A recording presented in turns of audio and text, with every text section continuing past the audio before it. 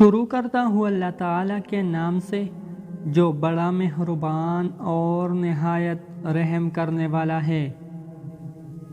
قبیلہ بنو سلیم کے ایک صحابی رضی اللہ تعالیٰ عنہ فرماتے ہیں کہ رسول اللہ صلی اللہ علیہ وسلم نے ان باتوں کو میرے ہاتھ یا اپنے دست مبارک پر گن کر فرمایا: سبحان اللہ کہنا آدھے ترازو کو ثواب سے بھر دیتا ہے، الحمدللہ کہنا پورے ترازو کو ثواب سے بھر دیتا ہے، اور اللہ اکبر کا ثواب زمین و آسمان کے درمیان کی خالی جگہ کو پر کر دیتا ہے۔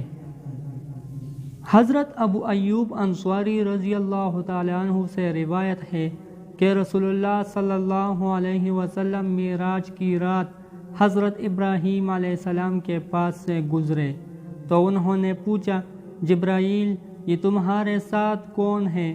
جبرائیل علیہ السلام نے عرض کیا: محمد صلی اللہ علیہ وسلم۔ ابراہیم علیہ السلام نے فرمایا: آپ اپنی امت سے کہیے کہ وہ جنت کے پودے زیادہ سے زیادہ لگائے، اس لیے کہ جنت کی مٹی عمدہ ہے اور اس کی زمین کشادہ ہے۔ پوچھا: جنت کے پودے کیا ہیں؟ ارشاد فرمایا: لا حول ولا قوت الا باللہ۔ حضرت سعد رضی اللہ تعالیٰ عنہ سے روایت ہے کہ رسول اللہ صلی اللہ علیہ وسلم نے ارشاد فرمایا: کیا تمہیں جنت کے دروازوں میں سے ایک دروازہ نہ بتلاؤں؟ میں نے عرض کیا: ضرور بتلائے۔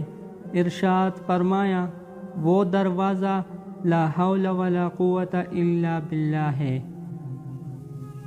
دوستو، اللہ تعالیٰ ان احادیث مبارکہ پر عمل کرنے اور اپنی زندگیوں کو سنوارنے کی توفیق دے۔